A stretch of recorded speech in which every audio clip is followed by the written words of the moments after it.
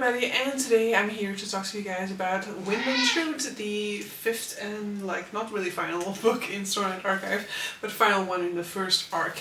But so, as a disclaimer, I am going to be spoiling Wind and Truth. I'm going to be spoiling potentially what came before in Stormlight Archive. I'm going to be potentially spoiling stuff that happens in the Cosmere. So all of these things are free range within these types of videos. But so yeah, today we are reacting to chapters 10 and 11, right? Yeah, 10 and 11 of Wind and Truth.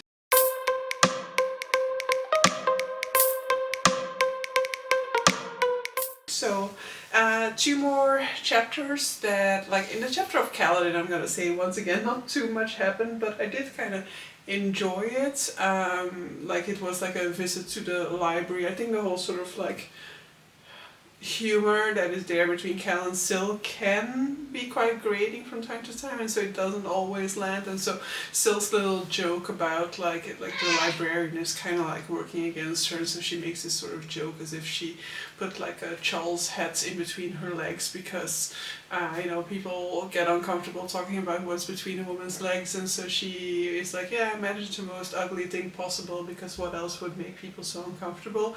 That type of joke, it didn't really work. But I gotta say that by the time in which we get to Cal and Syl kind of responding to that or bantering about that amongst themselves, then that did kind of work again for me. There is a joke in here that really worked for me as well, which I took a screenshot of it to be able to share with you guys. So let's see. So basically Syl has dragged Cal into the library because she has some items that she has reserved there, and one of them is the Way of Kings. And so the Teskid librarian is you're not going to teach him to read it, are you? And Syl says, what if I do? Syl, going up on her tiptoes and projecting confidence, Dalinar reads, Bright Lord Dalinar is a holy man. Kaladin's holy, Syl said, tell her. Cal's response, I'm honored to a piece of a god, I'm bonded to a piece of a god, he said, and she won't let me forget it. And that just made me chuckle because it's just the type of response of somebody who's just over it, he's had to deal with Syl all this time and he's just I am bonded to a piece of a god, blah blah blah. It's just the rote answer that he's been taught to say in these situations because that is what Syl wants him to say basically. But yeah, I enjoyed that little interaction between the two of them, and I don't know what we the fact that Syl is going to become his scribe now, and she's kind of going to write in his stead. Does that mean that the book Wind and Truth, because for those of you who do not know, each title in the Stormlight Archive is the title of a book, and within the this book actually every single sort of are they called epithets? The little pieces of text that you get in the beginning of each chapter are texts from Wind and Truth, which seems to be a book that talks about the storyline mainly between Kaladin and Zets. So there is a good chance that indeed this is, I was always thinking is this written from the perspective of one of them, but so there's a good chance now that it's written actually by Syl. That Syl is the author of Knights of Wind and Truth. But basically that's more or less it for that chapter, right? I don't think that there's many major revelations there. Oh yeah, we get a little bit of an inkling of Kaladin kind of getting people to sort out their issues, kind of being trying to get them to kind of look at the source of their behaviors. I don't really like it in this chapter because it's not she is looking for help.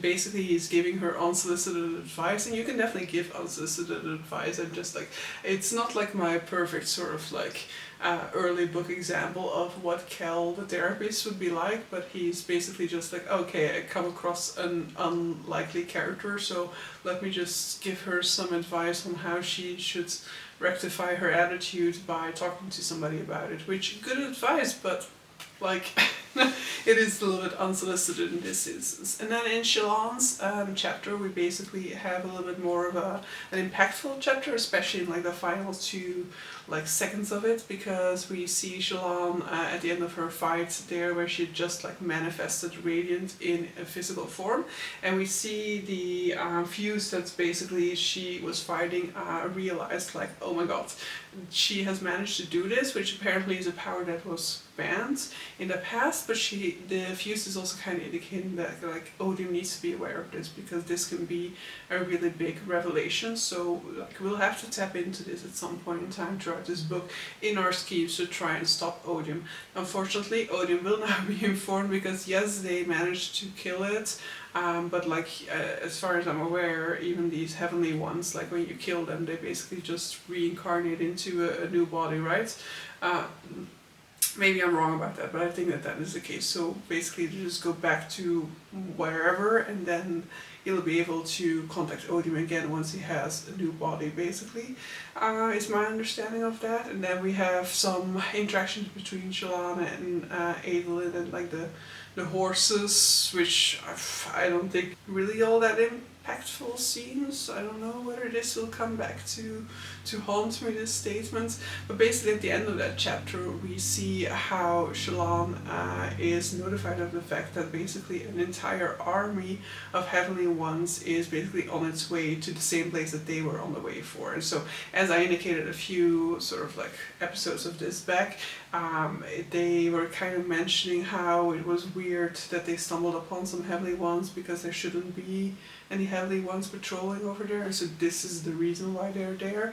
And so yeah, it seems like they are basically using Shadesmar as a way to like approach Uri-Toro without Uri-Toro being aware of the fact that a massive army is actually on its way to them. So that's kind of a disaster, I guess, we're going to try and avoid from this point onwards. And then we also see Shallan being doing the typical Shallan stuff, where she's just like confused, conflicted, fearful about everything that's happening around her, because now that she has managed to make Radiant manifest as a true form, she starts to doubt whether maybe she has been doing this all along without realizing it, and that maybe Adolin, who has always been too good to be true, has always just been a manifestation of her wishes, and that he's just like an illusion, basically, that she doesn't really have a real Adolin in her life. But you know, I think that this is just Shallan and her typical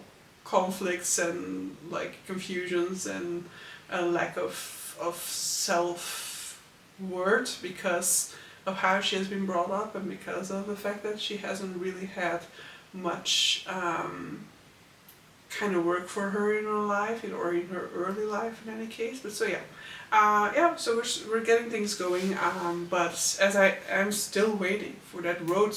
When are we going on the road? And now I'm pretty sure, considering how long this has lasted, that part 1 is not going to be the Kaladin and Zed's road on the road story. Basically, the final chapter that we'll have of Kaladin in the next 2 chapters, which will be the final 2 chapters for part 1, will just be him setting off, and we'll have to wait until after the interludes before we finally, hopefully, get Cal and Zed's on the roads. But so yeah, that is going to be my reaction to these 2 chapters. I am keeping it short and snappy. It doesn't need to be longer than it is, because, you know, I just don't have more to say about them, and these videos don't have to become endlessly long, because, you know, who would sit through them then? But so yeah, I'm going to end this video here, and I'll probably go into reading the next chapter straight away, so that I can kind of pre-film a little bit of these for when I will be off in November. So yeah, I'll be going through the book a little bit quicker now than I have been doing so far. But so yeah, let me know what your thoughts were on these chapters if you've read them, and see you guys for the next one. Bye!